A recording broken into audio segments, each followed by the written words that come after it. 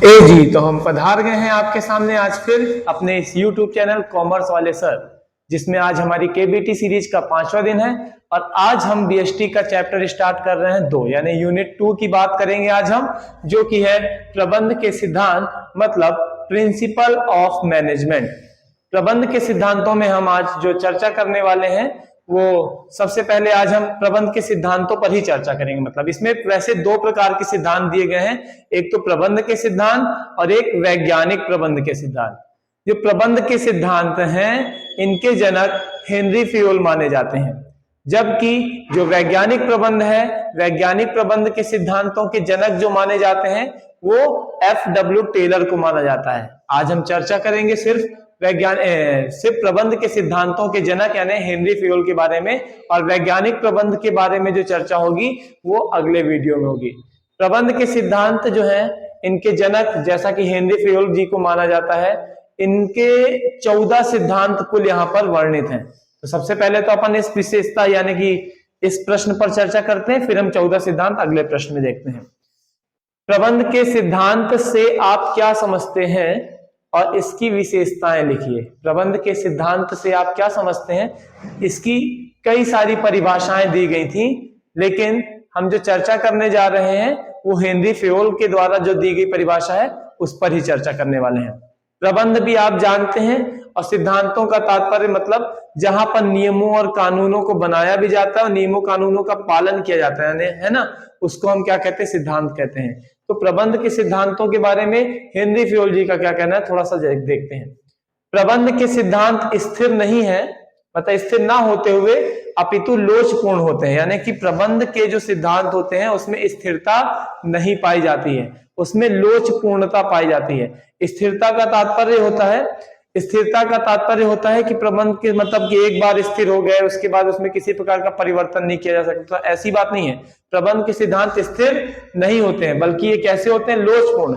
लोचपूर्ण का तात्पर्य होता है कि जब इसमें जैसा चाहे परिवर्तन हम कर लें, मतलब अपने हिसाब से जिनको हम ढाल लेते हैं, अपने अनुकूल बना लेते हैं, ऐसे सिद्धांतों को परिवर्तन मतलब लोचपूर्ण कहा जाता है।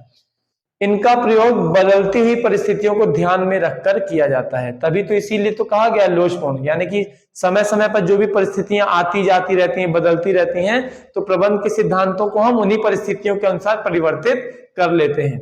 चलिए अब थोड़ा एक बात सही तरीके से देखते हैं।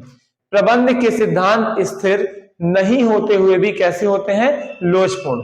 लोचपूर्ण यानी परिवर्तन इसमें हो सकता है, लोचपूर्ण होते हैं। इनका प्रयोग बदलती परिस्थितियों को ध्यान में रखकर किया जाता है। इनका प्रयोग जो किया जाता है वो बदलती हुई परिस्थितियों को ध्यान में रखकर किया जा सकता है। चलिए तो अब हम इनकी विशेषताओं पर चर्चा करते हैं। सबसे पहले विशेषताएं देखिए, प्रयास तो किया गया एक तरीके की विशेषताएं ही कि लोचपूर्ण ना कि कठोर, गतिशील ना कि स्थैतिक, सापेक्षिक ना कि निरपेक्ष, और लास्ट है सार्वभौमिक। चर्चा करते हैं पहली विशेषता से, जो क्या है, लोचपूर्ण ना कि कठोर, यानी कि प्रबंध के सिद्धांत जो है वो अत्यंत ही क्या होते हैं, लोचपूर्ण होते हैं। इनमें कठोरता का अभाव पाया जाता है, यानी इनमें कठोरता नहीं पाई जाती है। नहीं, कई सारे नियम कानून ऐसे होते हैं जिनका बिल्कुल कड़ाई से पालन करना अनिवार्य ही होता है, लेकिन प्रबंध के सिद्धांत जो है ये इतने ज्यादा कठोर नहीं होते हैं। समय के आधार पर, परिस्थिति के आधार पर हम इनमें परिवर्तन कर सकते हैं, यानी कि इनमें हमेशा परिवर्तन की गुंजाइश होती है। इसीलिए कहा जाता है कि प्रबंध के सिद्धांत कैसे होते हैं, लोचपूर्ण होते हैं, कठोर नहीं होते हैं। दूसरी बात है गतिशील ना कि स्थैतिक। गतिशील यानी कि जहां पे बिल्कुल परिवर्तन चलते रहते हैं। तो भैया गतिशील का तात्पर्य यहां पर इस बात से है कि प्रबंध के सिद्धांत जो है ना, वो उनमें निरंतरता बनी रहती है। वो मतलब जहां पर जैसी परिस्थिति आ गई उस परिस्थिति के अनुसार इनका उपयोग होता ही रहता है। इनमें कभी भी स्थिरता नहीं पाई जाती, यानी कि प्रबंध के सिद्धांत कभी भी स्थिर नहीं होते हैं, ये हमेशा इनका निरंतर प्रयोग होता ही रहता है। तीसरी अगर बात करें तीसरे सिद्धांत की, सापेक्षिक ना कि निरपेक्ष। तो प्रबंध के जो सिद्धांत होते हैं, प्रबंध के सिद्धांत निश्चित परिस्थितियों, मान्यताओं और अपेक्षाओं पर निर्भर होते हैं। मान्यताओं पर और अपेक्षाओं पर निर्भर होते हैं। मतलब कहने का तात्पर्य यह है कि अगर इनको अनुकूलता मिल रही है, अनुकूल परिस्थितियां मिल रही हैं, तो ये अनुकूल परिणाम देते हैं। और अगर अनुकूल परिस्थितियां नहीं है तो इनका परिणाम हमारे प्रतिकूल हो जाता है ना। यानी कि प्रबंध के सिद्धांत जो होते हैं उनको अगर अनुकूल परिस्थितियों में ही प्रयोग किया जा रहा है तो वो अनुकूल परिणाम देते हैं। अब अगर परिस्थितियां प्रतिकूल हैं तो कैसे उपयोग किया जाएगा? तो भैया अगर परिस्थितियां प्रतिकूल हैं तो आपको अपने मस्तिष्क का प्रयोग करना पड़ेगा, यानी कि बहुत ही विवेकपूर्ण तरीके से इन सिद्धांतों का उपयोग करना आवश्यक होता है। इसीलिए कहा जाता है कि ये सिद्धांत सापेक्षिक होते हैं, ना कि निरपेक्ष। अनुकूल परिस्थितियों में अनुकूल परिणाम प्रदान करते हैं और प्रतिकूल परिस्थितियों में इनके परिणाम परिवर्तित हो सकते हैं।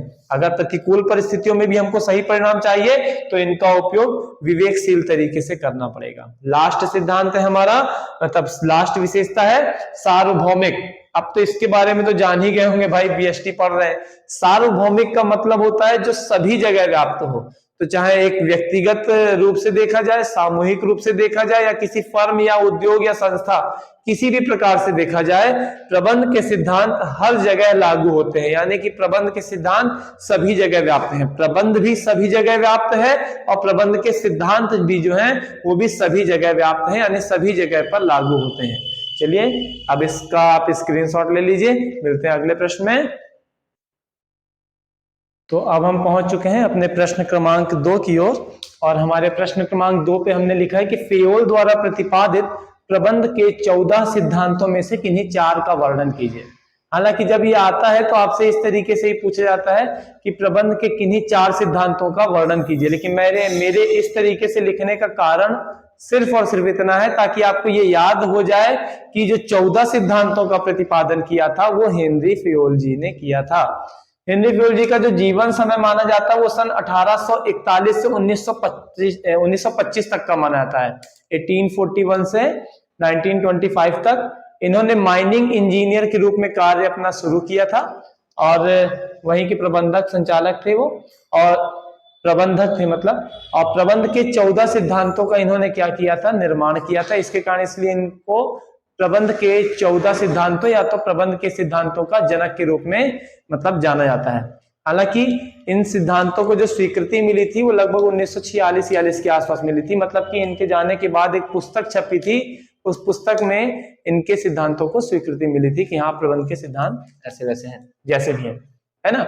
14 सिद्धांतों को तो आप किताब से भी अपनी देख सकते हैं, लेकिन मैंने उनमें से इन 4 सिद्धांतों को सेलेक्ट किया है क्योंकि जब अगर 2 मार्क्स का प्रश्न आता है तो ये जो 2 मार्क्स के प्रश्न में ये क्वेश्चन कई बार पूछे गए हैं कि श्रम विभाजन के सिद्धांत से आप क्या समझते हैं, या कार्य विभाजन के सिद्धांत से आप क्या समझते हैं, आदेश की एकता के सिद्धांत से आप क्या समझते हैं, और सबसे ज्यादा जो आज तक पूछा जाने वाला प्रश्न रहा है सोपान श्रृंखला का सिद्धांत क्या है, और लास्ट हमने लिखा है समता का सिद्धांत क्या है, यानी कि what is principle of equity. चलिए तो सबसे पहले बात करते हैं हम कार्य विभाजन के सिद्धांत या श्रम विभाजन के सिद्धांत के बारे में। कार्य विभाजन या श्रम विभाजन का सिद्धांत जो है तो हेनरी फेयोल जी कहते थे कि जितने भी मतलब हमारे पास कार्य हैं उनको अधिक से अधिक उप विभागों में, उप कार्यों में बांट देना चाहिए, है ना, ताकि एक इतना बड़ा सा कार्य जो है छोटे छोटे कई सारे कार्यों में विभाजित हो जाए। इससे फायदा क्या मिलेगा, तो इससे कार्य को विशिष्टीकरण मिलेगा, क्योंकि एक ही व्यक्ति अगर सभी प्रकार के कार्य करता है तो उसको उसी कार्य में विशिष्टीकरण लाने के लिए बहुत अधिक समय लगता है।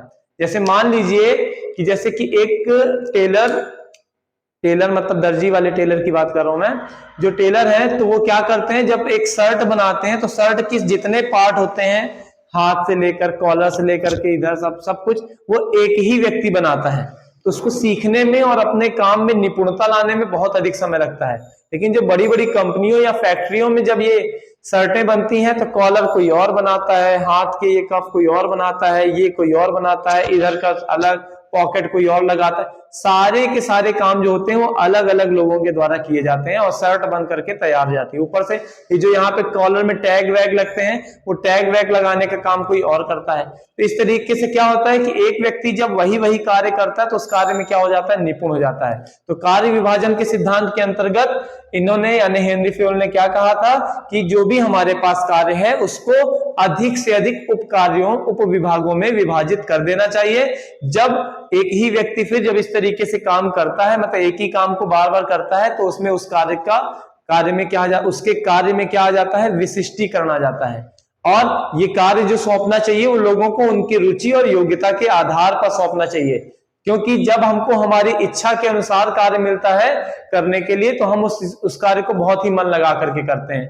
तो भैया आप अपने कर्मचारियों से पूछ लो कि इसमें से तुमको कौन सा काम पसंद है, तो जिसको जो काम पसंद है ना, उसको आप वो काम प्रदान करिए, है ना। और हमारी फर्म में, हमारी संस्था में कुछ मनुष्य ऐसे भी होते हैं जो सीखना चाहते हैं, उनको कोई भी काम दे दीजिए तो पहले सबको उनकी इच्छा के अनुसार काम बांट दीजिए, उसके बाद जो नया सीखना चाहते हैं, रोज कुछ नया सीखना चाहते हैं, तो उनको वो काम दे दीजिए जो काम कोई नहीं कर रहा है। तो ये उनकी एक सोच थी, उसके आधार पर उन्होंने इस सिद्धांत का निर्माण किया था, जिसे हम कार्य विभाजन का सिद्धांत या श्रम विभाजन का सिद्धांत यानी कि principle of division of work के नाम से जानते हैं। ठीक है, फिर हम बात करने जा रहे हैं आदेश की एकता का सिद्धांत। अभी आपने प्रबंध वाला जो पहला पार्ट पढ़ा था, आपने देखा था प्रबंध के कितने सारे स्तर थे, उच्च स्तर, मध्य स्तर, निम्न स्तर, यानी कि top level management, middle level management, lower level management, है ना। तो ये तीन प्रकार के स्तर थे। जब धीरे धीरे करके तीनों स्तर में प्रबंधक ही प्रबंधक थे, यानी कि मैनेजर ही मैनेजर थे, बहुत सारे मैनेजर थे। अब कोई कर्मचारी काम कर रहा है, उसको मैं आकर के बोला तो मैं कुछ और आदेश देके गया, तब तक दूसरा आया, दूसरे ने कुछ और काम बता दिया, तीसरा आया, वो कह दिया नहीं इसको ऐसे नहीं इस तरीके से करो।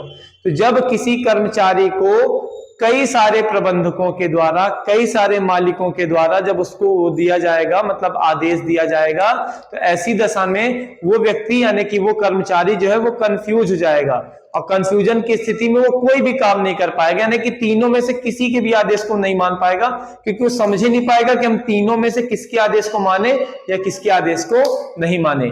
तो इस तरीके, इस सिद्धांत के अंतर्गत ये माना जाता है या ये कहा जाता है कि अगर हमारे कर्मचारियों को सिद्धांत देना चाहे, मतलब हमारे कर्मचारियों को कार्य सौंपना चाहिए, तो जो कार्य उनको सौंपा जा रहा है, जो दायित्व उनको सौंपे जा रहे हैं, वो किसी एक व्यक्ति के द्वारा ही सौंपे जाने चाहिए, यानी कि ऊपर से आने वाले जो आदेश हैं वो किसी एक व्यक्ति के द्वारा ही आने चाहिए। इसे हम आदेश की एकता के सिद्धांत के रूप में जानते हैं, क्योंकि विभिन्न लोगों से, विभिन्न प्रबंधकों से, विभिन्न मालिकों से प्राप्त होने वाले आदेशों को कोई भी कर्मचारी नियमतः पालन नहीं कर पाएगा। ठीक है ना। अगला आता है सोपान श्रृंखला का सिद्धांत, जो काफी इंपॉर्टेंट सिद्धांत रहने वाला है। सोपान श्रृंखला के सिद्धांत की बात की जाए तो सोपान श्रृंखला एक इस तरीके की श्रृंखला होती है, ऐसी एक श्रृंखला होती है। सबसे ऊपर वही उच्च स्तर जहां पे कम ही लोग रहते हैं, एक दो लोग रहते हैं, है ना। इसके बाद यहाँ पे भी रहते हैं मैनेजर्स, ये मैनेजर्स, ये ऐसे ऐसे करके हर लेवल पे अलग अलग मैनेजर्स रहते हैं। तो ये कहा जा रहा है सोपान श्रृंखला में कि जो आदेशों का निर्गमन होता है, जो आदेश भेजे जाते हैं वो ऊपर से नीचे की ओर भेजे जाते हैं। आदेश कैसे भेजे जाते हैं? ऊपर से नीचे की ओर भेजे जाते हैं।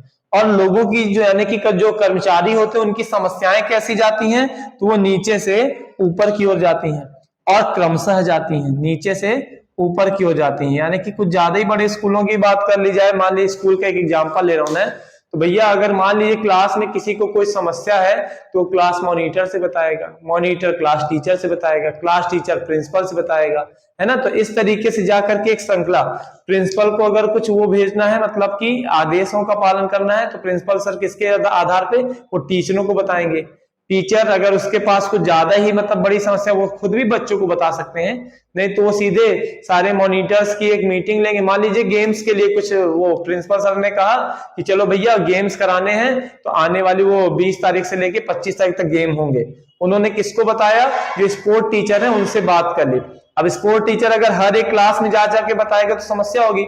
हर क्लास के मॉनिटर को उन्होंने बुला लिया और उनको बता दिया कि भैया ऐसे ऐसे करके होने वाला है, जो भी है नाम देना चाहते हैं आप अपनी अपनी क्लास में अनाउंस कर दीजिए। वो जाकर के अपनी क्लास में बता देंगे जाकर के। इस तरीके से जो आदेश जा रहे हैं क्रमशः प्रिंसिपल से टीचर, टीचर से मॉनिटर, मॉनिटर से स्टूडेंट्स तक पहुंच रहे हैं।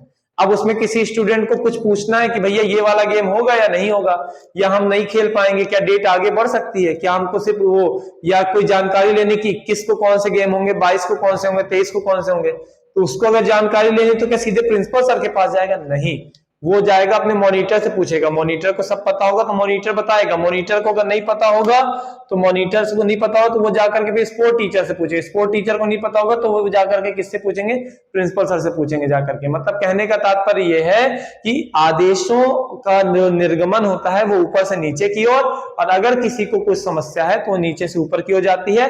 ये मतलब एक तरीके की एक श्रृंखला बनते जाती है। इसी श्रृंखला को हम सोपान श्रृंखला का सिद्धांत या स्कॉलर चेन का सिद्धांत कहते हैं, जिसमें आदेश ऊपर से नीचे की ओर और समस्याओं का निर्गमन नीचे से ऊपर की ओर होता है। लास्ट होता है अपना समता का सिद्धांत, यानी कि प्रिंसिपल ऑफ इक्विटी। समता मतलब समानता, समानता यानी कि हमारे इस संस्था में जितने भी कर्मचारी हैं सभी के साथ हमें एक समान रूप से भाव रखने चाहिए और सभी को एक समान मानना चाहिए। मतलब कि अगर कार्य की दशाएं आप उत्पन्न कर रहे हैं या अच्छा वातावरण बनाना चाह रहे हैं तो वो अच्छा वातावरण सभी के लिए एक समान होना चाहिए।